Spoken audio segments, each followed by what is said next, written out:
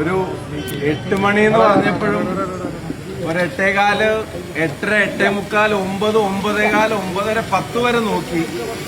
ഇപ്പൊ നോക്കിയപ്പോ 10:10 ഇവിടെ എത്തിച്ചേർന്നപ്പോഴത്തേക്കും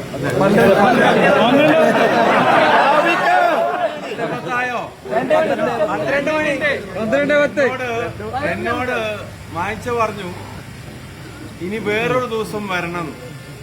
ഞാൻ പറഞ്ഞു ഞാൻ ഇനി വേറൊരു ദിവസം വരുന്നുണ്ട്, പക്ഷെ അത് ഇപ്പോഴല്ല, അത് ജയിച്ചിട്ടുള്ള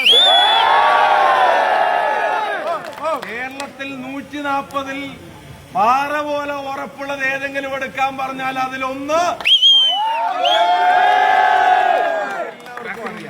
അതുകൊണ്ട് ഞാനിനി ഇവിടെ കൂടുതൽ പ്രസംഗിക്കേണ്ട കാര്യമൊന്നുമില്ല. എനിക്ക് ഒറ്റ കാര്യം പറയാനുള്ളൂ. ഈ ആവേശം മുഴുവൻ എത്തേണ്ടത് ബൂത്തിലാണ്, ഓരോ വീടുകളിലുമാണ്, ഓരോ വോട്ടർമാരിലേക്കുമാണ്. നമ്മള് ഈ ആവേശം, ഈ പങ്കാളിത്തം രാത്രി 12 മണിയോട് അടുക്കുമ്പോൾ പോലും ചോരാത്ത ഈ ആവേശം നിങ്ങൾ കാണിക്കുന്നുണ്ടെങ്കിൽ, നേരത്തെ സൂചിപ്പിച്ചതുപോലെ അത് നമ്മുടെ ഭൂരിപക്ഷത്തിലേക്ക് എത്തണമെങ്കിൽ വീടുകളിലേക്ക് പ്രവർത്തകരെത്തണം. തെരഞ്ഞെടുപ്പ് എന്ന് പറഞ്ഞാൽ കണ്ണടച്ച് തുറക്കുമ്പത്തിന് തീരും.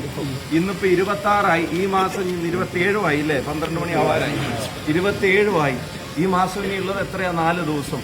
അടുത്ത മാസം 9-ാം തീയതി തെരഞ്ഞെടുപ്പ്, 8-ാം തീയതി സൈലന്റ്, 7-ാം തീയതി കൊട്ടിക്കലാശം, ബാക്കിയുള്ള 6 ദിവസം.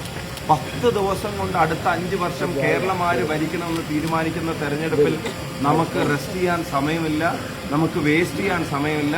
അപ്പൊ എന്റെ നിങ്ങളുടെ മുമ്പിലുള്ള അഭ്യർത്ഥന, ഈ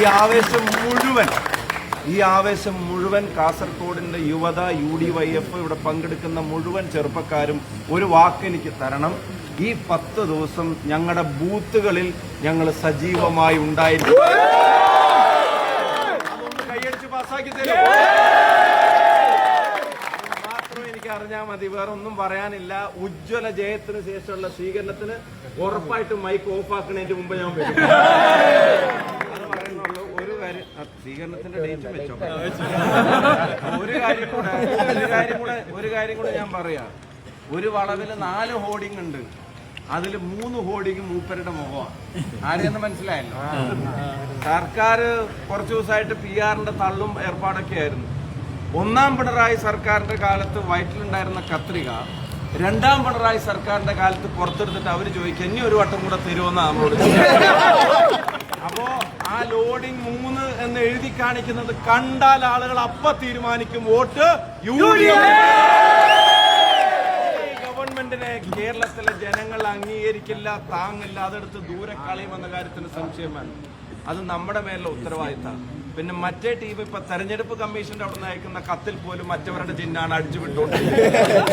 ആ ചിഹ്നം ഇവിടെ വിരിയില്ല എന്നുള്ള കാര്യത്തിന് ജാഗ്രതയോടെ ഇനിയുള്ള 10 ദിവസം ആത്മാർത്ഥമായ പ്രവർത്തനങ്ങളിലേക്ക് ഇറങ്ങുക. നല്ല ഭൂരിപക്ഷത്തോടെ വാങ്ങിച്ച് ജയിച്ചു വരുന്നത് കാണാൻ നമ്മളെല്ലാവരും കാത്തിരിക്കുന്നു. ആവർത്തിച്ച് ഞാൻ പറയുന്നു, ഈ ആവേശമെല്ലാം വേണ്ടത് ബൂത്തുകളിലാണ്. അവിടെ സജീവമായിട്ട് ചെറുപ്പക്കാരുണ്ടാവണം. തെരഞ്ഞെടുപ്പ് കഴിയുമ്പോൾ അഭിനന്ദിക്കാൻ വേണ്ടി നിങ്ങളുടെ MLA വിളിക്കുമ്പോൾ MLA എന്നോട് പറയണം, നിങ്ങൾ അന്ന് പറഞ്ഞ പോലെ ചെറുപ്പക്കാരൊക്കെ ബൂത്തിലുണ്ടായിരുന്നു കേട്ടോ എന്ന് MLA എന്നോട് പറയണം. പറയിപ്പിക്കോ? ഉറപ്പാണോ? വാക്കാണോ? കൃത്യസമയത്ത് തന്നെ ഈ പരിപാടിക്ക് എത്തിച്ചേരാൻ കഴിഞ്ഞതിൽ സന്തോഷം.